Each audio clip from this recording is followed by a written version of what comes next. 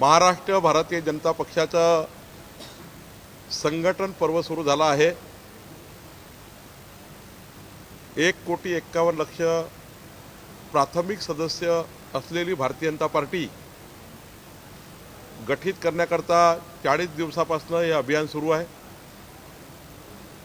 आमचे महाराष्ट्राचे भारतीय जनता पार्टीचे कार्यकारी अध्यक्ष रवी चव्हाणजी महाराष्ट्राचा आम्ही प्रवास करतो आहे।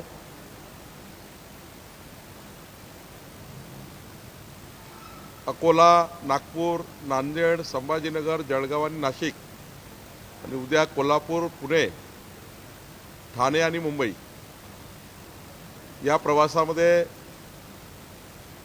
आमचे हे अभियान जे आहे हे पूर्ण होईल असा आम्हाला विश्वास आहे। 1,14,00,000 प्राथमिक सदस्यता नागरिकांनी ग्रहण केली आहे आणि महाराष्ट्राच्या इतिहासातला सर्वात मोठं पर्व।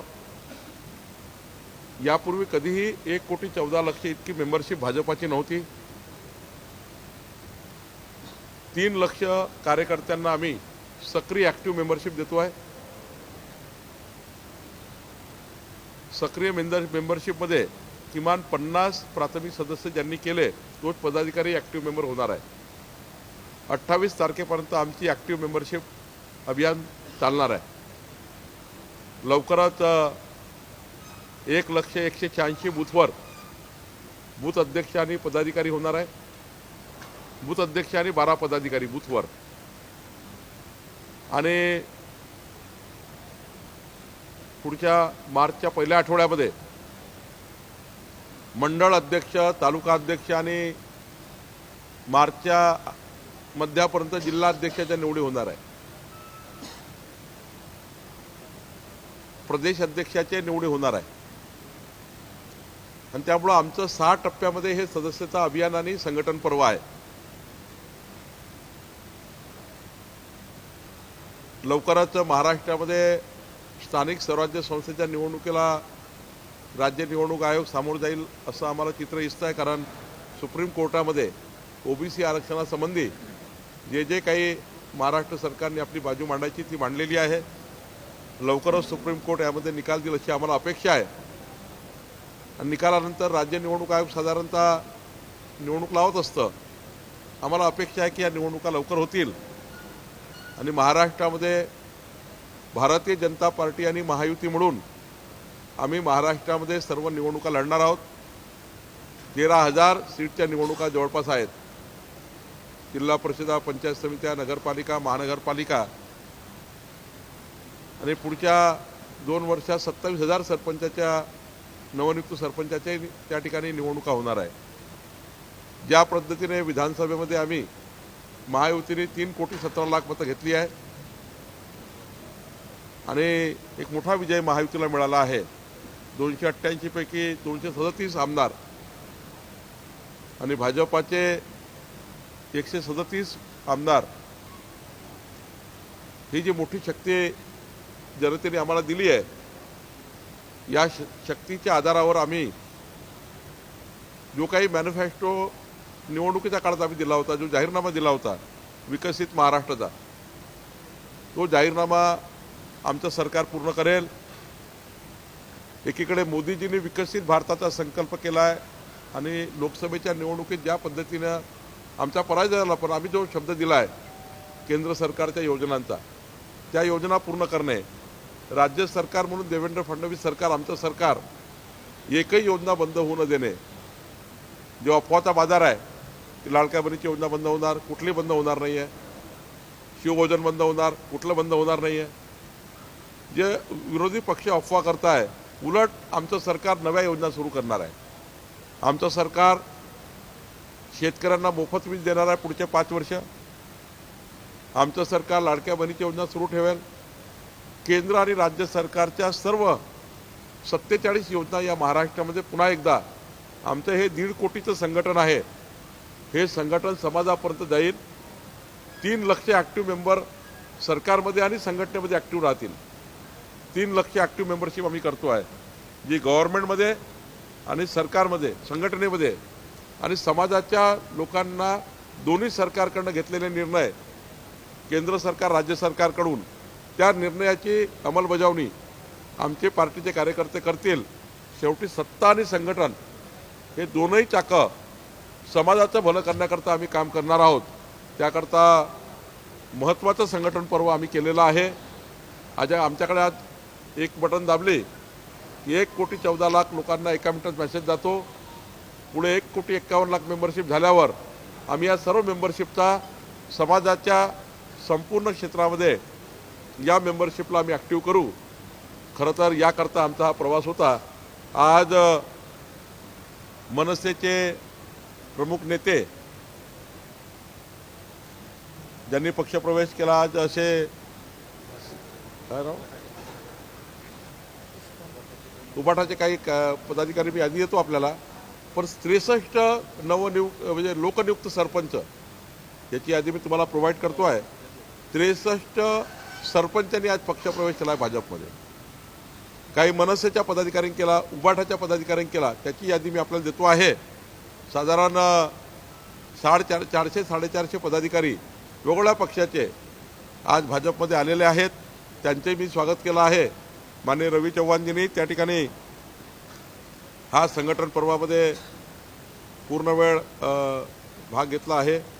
मला असं वाटतं की या महाराष्ट्रातला सर्वात मोठा पक्ष, या महाराष्ट्रातली सर्वात मोठी संघटना म्हणून आम्ही पुढे काम करू आणि आमचे महायुतीचे सर्व जे आमचे पक्ष आहेत त्यांना सोबत घेऊन पुढच्या काळात आमचा हा प्रवास चालू राहणार आहे।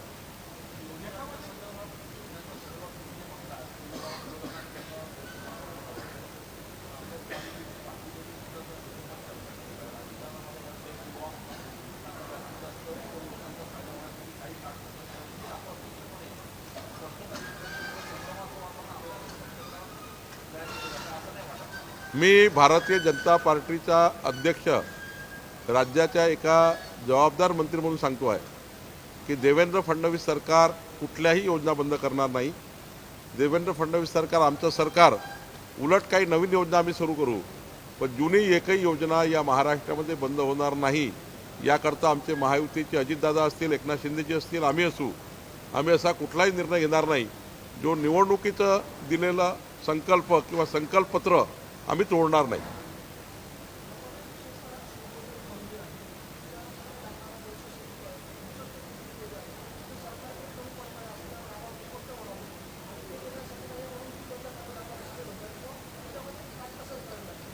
काही ठिकाणी योजनामध्ये जे लाभार्थी आहे त्यामध्ये थोडा नोंदणीमध्ये त्यामध्ये थोडा काही योजनेचा लाभार्थी जी व्याख्या होती त्या लाभार्थी व्याख्येमध्ये जर काही लाभार्थी व्याख्येबाहेरचे असतील त्यांना थोडी काटकसर होऊ शकतं, पण योजना बंद होणार नाही। आणि 99% लोक हे लाभार्थी योजनेच्या व्याख्येप्रमाणे आहे। 1% फक्त लाभार्थी असे असतात जे योजनेच्या व्याख्येच्या बाहेर असतात। तर एवढ्या लोकांना फरक पडेल, बाकी फरक नाही पडणार। आणि मी तुम्हाला सांगतो अजितदादा काटकसर करणार आहे, नक्की आहे, पण लाभार्थी योजनेची कुठली काटकसर होणार नाही।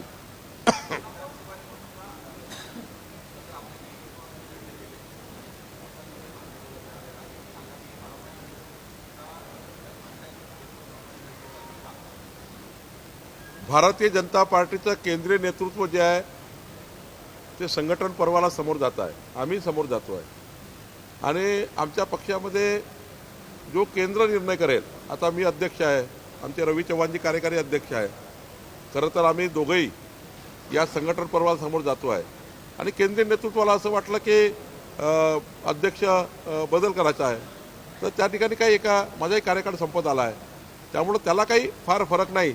निवडणुका कुणाच्याही नेतृत्वात झाल्या, या राज्याचे पक्षाचे नेते देवेंद्र फडणवीसजी, आमचे मुख्यमंत्री आणि आमची जी कोर कमिटी आहे, या कोर कमिटीमधले सर्वच नेते विभागीय स्तरावर या निवडणुका हँडल करणार आहे। आणि त्यामुळं आमच्याकडे जे असेट आहे 1,51,00,000 मेंबरशिपचं, आमच्याकडे असेट आहे की 3,17,00,000 मतं आम्ही घेतलेले आहेत। आणि आम्ही या सर्व मतदारांना संघटनेशी बांधून घेतो आहे। आणि मला विश्वास या गोष्टीचा आहे की जेव्हा आम्ही मेंबरशिप करता जातो आहे, असा कुठल्याही राज्यातला कुठलंही घर आम्हाला वापस पाठवत नाही आहे। ज्याच्याकडे आम्ही गेलो त्यांना म्हटलं भाजपाचे मेंबर व्हा, ते माननीय मोदीजींना माननीय देवेंद्रजींना जोडण्याकरता तयार आहे.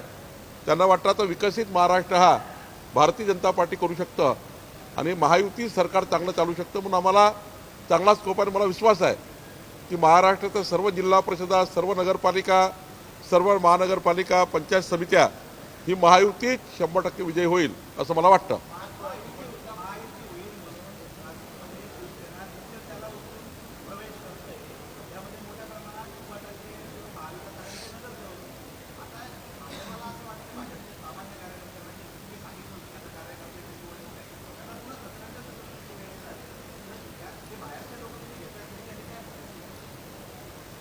ज्या ठिकाणी भारतीय जनता पार्टी किंवा शिवसेना मजबूत आहेत त्या ठिकाणी काही असे प्रयोग होत नाही. ज्या ठिकाणी आम्हाला ॲडिशन करायची वाटतं की ॲडिशन झाल्याशिवाय एखादी सीट निवडून येत नाही त्या ठिकाणी कुठलीही संघटना 1+1 11 करतं. 1+1 11चं राजकारण कुठली संघटना करतं. त्यामुळे एकनाथ शिंदेजींनी काही लोक घेतले असतील, काही लोक आमच्याकडे आले असतील, याचा अर्थ आमची संघटना नाराज होईल असं नाही. ज्या ठिकाणी आम्ही कमजोर आहे, अजूनही आम्ही संघटना म्हणून कमी आहोत, त्या ठिकाणी 1+1 11 करायचा प्रयत्न करतो.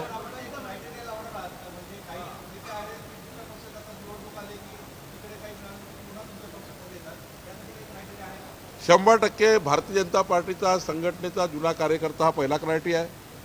निवडून येण्याची क्षमता हाही क्रायटेरिया आहे. आणि निवडून आल्यावर केंद्र सरकार, राज्य सरकारची एजन्सी म्हणून, शेवटी महानगरपालिका, जिल्हा परिषदा काय आहे, केंद्र राज्य सरकारच्या योजना इम्प्लिमेंट करणारी बॉडी आहे. त्यामुळं कुठल्याही उमेदवाराला तिकीट देताना अनेक पॅरामीटर असतात. जुना कार्यकर्ता असतो, ॲक्टिव्ह मेंबरशिप असतं, त्यांचा संपर्क असतो, अनेक गोष्टी पॅरामीटर असतात आणि जिंकण्याची 51% मतं घेण्याची क्षमता असतं.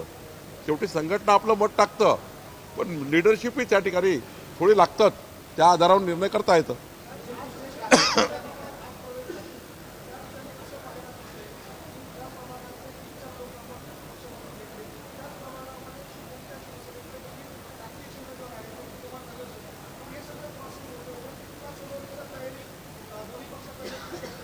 महायुतीच स्थानिक स्वराज्य संस्था लढणार आहे.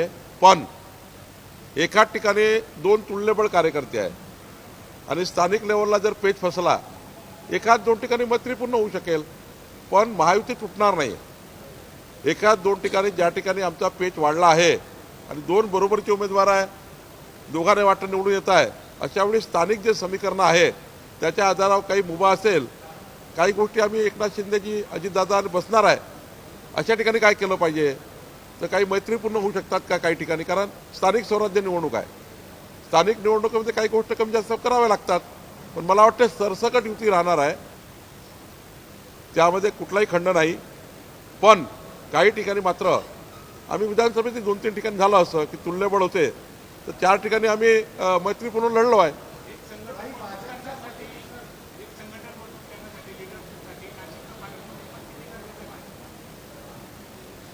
नाशिकचं पालकमंत्रीपद भाजपपेक्षा नाशिक जिल्ह्यामध्ये साधारण गिरीश महाजन साहेबांनी 14 ते 19 या काळामध्ये ज्या पद्धतीने थोडा इथली भौगोलिक परिस्थिती, सामाजिक परिस्थिती किंवा ज्या पद्धतीची ओळख निर्माण झाली आहे, शेवटी अनुभव आहे. शिवसेनेचा दादा भुसेलाही अनुभव आहे. पण शेवटी आम्ही एकत्रित निर्णय करू. आज काही त्याच्यात चर्चा नाही आहे, पण एक 10-12 दिवसामध्ये एकनाथजी, अजित पवारजी, आम्ही सर्व बसणार आहोत आणि सामंजस्याने निर्णय करू. असं काही एवढा अवघड निर्णय नाही आहे. पण आम्हाला सर्वांची प्रायोरिटी कुंभ आहे.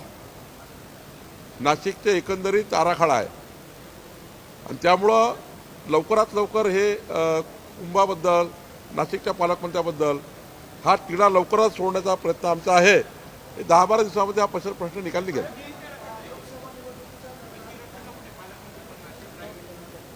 कुठं रखडलं नाही आहे. साधारण 1 मत व्हायचं आहे. बाकी ठिकाणी झालं ना, आता 36 ठिकाणी झालं आहे, 34 ठिकाणी झाला आहे. 1-2 ठिकाणी आता राहणारच आहे. महायुती चालवायची आहे, हा काही फार मोठा प्रश्न नाही आहे 2 पालकमंत्री पदाचा. तिघही नेते बसल्यानंतर साधारण लवकर त्याच्यामध्ये निर्णय होईल, काही फार नाही आहे.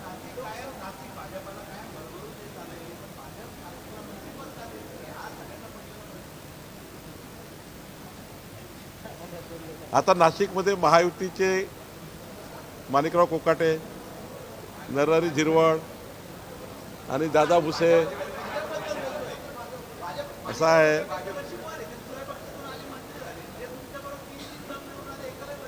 भाजपमध्ये सध्या 19 मंत्रिपद आहे आणि काही काळाने नाशिकलाही मिळेल. नाशिकलाही न्याय मिळणार आहे. नाशिकलाही काही ना काही काळानंतर न्याय मिळणार आहे.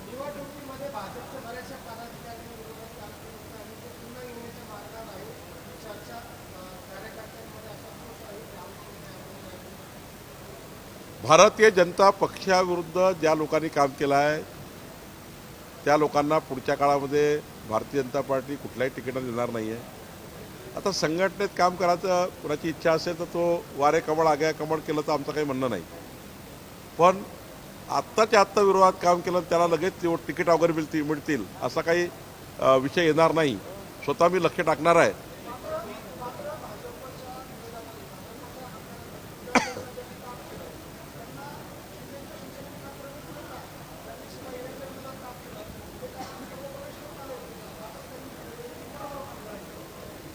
महायुतीमध्ये काही प्रश्न असे निर्माण होतात की भाजपविरुद्ध काही एका ठिकाणी काम झालं आहे शिवसेना आणि अजित पवारच्या कार्यकर्त्यांनी. आता ते पुन्हा एकदा त्यांच्या पक्षामध्ये काही आमच्या कार्यकर्त्यांनी काही त्यांच्याविरुद्ध काम केलं ते आमच्या पक्षामध्ये असा येण्याचा प्रयत्न करतात आहे. शेवटी 30-35 वर्षापासून संघटनेचे कामं केलेले कार्यकर्ते आहे. महायुतीमध्ये काही नाराज झाली, त्यांना तिकीट गेली, आम्ही लढलो नाही, आम्हाला तिकीट गेली, ते लढले नाही. काही वाद निर्माण झाले आहे कारण महायुती आहे, इतका मोठा पार्टी आमची आहे, संघटन आहे, त्यामुळं थोडे मोठे प्रश्न असे होणार आहे.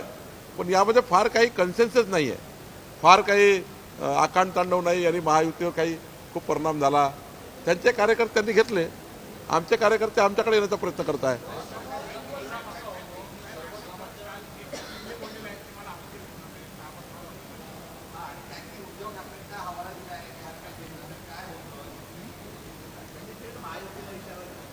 मला नाही वाटत, कारण एकनाथ शिंदेजीचा स्वभाव मी मागच्या 15 वर्षापासून सोबत आहे. महायुतीच्या बद्दल ते असे कधी वक्तव्य करू शकत नाही. त्यांनी महायुती टिकवली आहे, महाराष्ट्रामध्ये सरकार आणण्याकरता मोठा प्रयत्न केला आहे, मुख्यमंत्री म्हणून चांगलं काम केलं आहे. त्यामुळं एकनाथ शिंदेजी या महायुतीला उद्देशून असे कधी बोलतील मला यावर विश्वास नाही आहे. त्यांच्या बोलण्याचा काही कोणी अर्थ काढला तर मला माहिती नाही.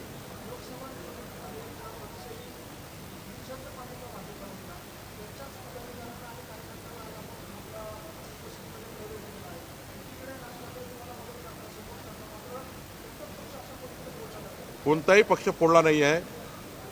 शेवटी त्या पक्षाच्या कार्यकर्त्यांमध्ये भाजपचा एखादा कार्यकर्ता आमच्याकडून नाराज झाला आणि तो राजसाहेबाकडे गेला तर त्याची ती मर्जी आहे. मी त्यांना तर जबरदस्ती करू शकत नाही किंवा राजसाहेब जबरदस्ती करू शकत नाही. पक्ष बदलणे आणि पक्षामध्ये काम करण्याची आवड असणे, साधारणतः केंद्रात सरकार आहे, राज्यात सरकार आहे, त्यामुळे काही कर्त्याला वाटतं की आम्हाला लोकांना न्याय द्यायचा आहे. त्यांच्या भागात जे नागरिक राहतात त्या नागरिकाला न्याय द्यायचा विचार जेव्हा येतो तेव्हा साधारण सत्तेमधला कार्यकर्ता विचार करतो विरोधी पार्टीतला की सत्ता जरी पक्षाकडे गेलं तर काही लोकांचे कामं होऊ शकतात, म्हणून काही ठिकाणी पक्षप्रवेश होतात. पण महाराष्ट्रामध्ये साधारण काँग्रेसची ज्या पद्धतीने परिस्थिती आहे, काँग्रेसमध्ये फारच कमजोरी झाली आहे आणि काँग्रेसचे मोठ्या प्रमाणावर कार्यकर्ते भाजपमध्ये येत आहेत. विदर्भात आज मराठवाड्यातही खूप पक्षप्रवेश झाले. काँग्रेस पार्टी मात्र या महाराष्ट्रात प्रचंड कमजोर होईल असं मला दिसत आहे.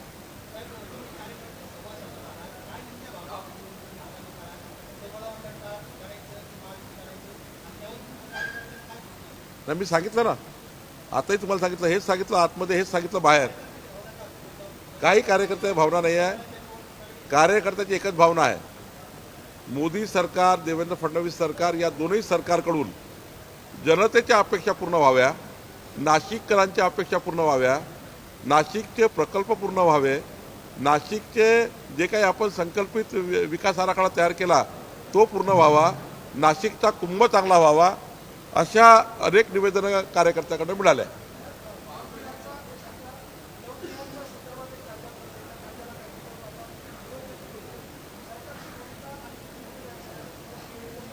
लव जिहादचा कायदा या राज्यामध्ये कुठेही नाही असा कायदा मंजूर होण्याकरता आम्ही काम करतो आहे. आणि याकरता कुठलाही कॉम्प्रोमाइज नाही. सर्वात कडक कायदा आणि सर्वात प्रभावी कायदा महाराष्ट्राचा होईल. माननीय देवेंद्र फडणवीसजी आमचं सरकार याकरता कटिबद्ध आहे.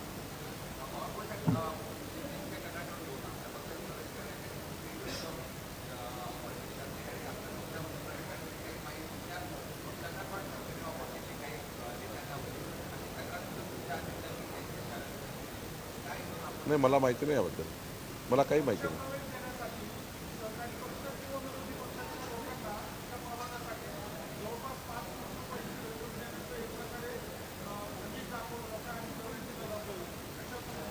आपला भाजपचा त्यांच्या नाही पक्षाचा, मला त्या पक्षाचा निर्णय मला माहिती नाही काय, पण मी आमचा पक्षाचा नाही करू शकत. नाही, कोणी काय केलं मला माहिती नाही, पण आम्ही याच्यात मला माहिती नाही. आता माननीय एकनाथ शिंदे जी राज्याचे मुख्यमंत्री त्या काळात होते, त्यांनी विकासाच्या कामाला काही फंड दिला असेल. ते नगरविकास मंत्री पुन्हा आहे, त्यांच्याकडे नगरविकास खातं असल्यामुळं या नाशिकच्या विकासाकरता काही पैसे दिले त्यात काय म्हणाई आहे. भाजपलाही मिळतील. नाही, भाजपच्या लोकांना मी सांभाळून घेतो. हो, का नाही देणार, महसूल मंत्री आहे.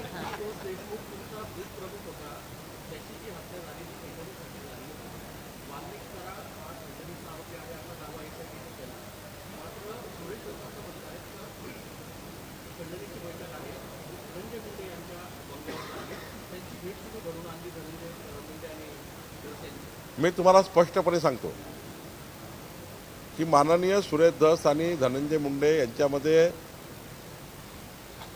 मतभेदावर चर्चा झाली. आणि त्यावेळी जेव्हा धनंजय मुंडे आणि सुरेश धस माझ्याकडे जेव्हा भेट झाली, तेव्हाही सुद्धा सुरेश धसाने हेच म्हटलं आणि धनंजय मुंडेने हेच म्हटलं, आणि मी याच्यावरच त्या ठिकाणी माझ्यासमोर चर्चा आली. काही झालं तरी सरपंच जे संतोष देशमुख आहे यांच्या जे हत्यारे आहे, सर्वांनी मिळून, धनंजयनी हा शब्द वापरला, सुरेश धसाने हाच वापरला आणि मी वापरला. माझ्याकडे खूप लोक बसले होते, असं काय लपून छपून भेट झालं नाही. काही झालं तरी सर्वांनी म्हणून एक काम केलं पाहिजे. संतोष देशमुख सरपंचाच्या हत्येला जे जबाबदार आहे त्यांना फाशी झाली पाहिजे, त्यांना शासन झालं पाहिजे. यावर कुठलीही चर्चा होऊ शकत नाही, यावर कुठलंही कॉम्प्रोमाइज होऊ शकत नाही. राज्याचे मुख्यमंत्री यांनी राज्याच्या ज्या ज्या चौकशा सुरू करा त्या साऱ्या चौकशा सुरू केल्या आहे. आणि आम्ही तेव्हाही सुरेश धस हेच बोलले आणि धनंजय मुंडे हेच बोलले. धनंजय मुंडेंनी हेच शब्द वापरले की बाबा आम्ही सुद्धा जे काही वाटतं ते पूर्ण क्षमता लावू, पण त्यांना फाशीची शिक्षा झाली पाहिजे, त्यांना सर्वांना त्या ठिकाणी शासन झालं पाहिजे. याकरता त्यांनी माझ्यासमोर चर्चा केली. आणि काही ठिकाणी त्याचे मनभेद नाही आहे, मतभेद आहे अनेक विषयावर, तेही माझ्यासमोर झालं. पण यामध्ये कुठली राजकीय चर्चा आली नाही, कुठली कॉम्प्रोमाइज चर्चा आली नाही. त्यांनी आपल्या भूमिका त्या ठिकाणी स्पष्ट केल्या. आणि संतोष देशमुखाच्या प्रकरणामध्ये तर सर्वांनी मिळून एकच भूमिका मांडली की आरोपीला कठोर शासन झालं पाहिजे.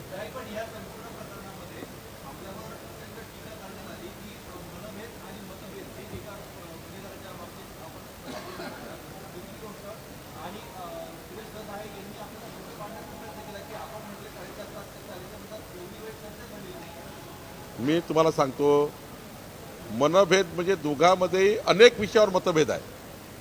पण मनभेद म्हणजे काय, तुमच्याकडे एखादी घटना घडली आणि मी यायचं नाही, याला मनभेद म्हणतात. आमच्या महाराष्ट्राची संस्कृती अशी आहे की उद्या तुमच्याकडे काही गंभीर घटना घडली तर मी गेलं पाहिजे. काही काँग्रेस पक्ष असो, कुठलाही पक्ष असो, आपल्या महाराष्ट्राचे संस्कार काय आहे, सुखदुःखामध्ये एकामेकाला मदत करणे. त्यामुळं मनभेद केव्हा असतात, जेव्हा एकामेकाची टॉकिंग बंद होतं, एकामेकाबद्दल काटाछाटाची लढाई येतं, त्याला मनभेद म्हणतात. सुरेश धस आणि धनंजय मुंडे मतभेद आहे का, तर प्रचंड मतभेद आहे, अनेक विषयावर आहे, काही इन्क्वायरीवर आहे, काही विषयावर आहे. याबद्दल मी भाष्य केलं आहे. पण त्यामुळं माझ्याकडे जेव्हा काही ते चर्चा झाली, मी सुरेश धसांना आणि ते माझ्याकडे जेवायला आले होते आणि अर्धा एक तास दीड तास मला फार काळ आता हे त्यावर चर्चा करणार नाही. पण माझ्यासमोर कुठलीही कॉम्प्रोमाइजची भूमिका धसाने घेतली नाही. आणि धनंजय मुंडेंनी सुद्धा संतोष देशमुखच्या प्रकरणाबद्दल पूर्ण ताकदीने सांगितलं की आम्ही सर्व जे आरोपी असतील त्यांना शासन होतपर्यंत धनंजय मुंडे काम करतील, असंही मला त्यांनी सांगितलं.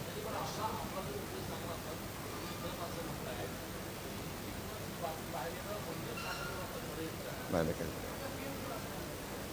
कुठलाही माझ्याकडे बंगला B5 समोर आहे, मंत्रालय समोर आहे, हजारो लोक माझ्याकडे येतात, त्याला काही एकदम लपून छपून नाही. त्यांनाही मी तुम्हाला सांगतो की याच्यामध्ये काही लपून छपून नाही आहे, कुठलंही काही अशी भूमिका नाही आहे. सुरेश धसाने आपली भूमिका योग्य मांडली आहे, धनंजय मुंडेंनी त्यावेळी योग्य मांडली. आता खूप काळ झाला त्या गोष्टीला, आज काही कालपर्वाची घटना नाही आहे. एखाद महिना 27-28 दिवस झाले असतील. त्यामुळं त्याच्यानंतर सुरेश धसने आपली भूमिका स्पष्ट केली आहे. कालपर्वा भेट झाली असं नाही आहे, त्याला 27-28 दिवस झाले असतील, मला आठवती नाही डेट आज. देश विदेशातील प्रत्येक घडामोडींचे लाईव्ह अपडेट मिळवण्यासाठी आता साम टीव्हीच्या सर्व सोशल मीडिया प्लॅटफॉर्मला लाईक, फॉलो आणि सबस्क्राईब करा. तसंच सर्व नोटिफिकेशनसाठी बेल आयकॉन प्रेस करायला विसरू नका.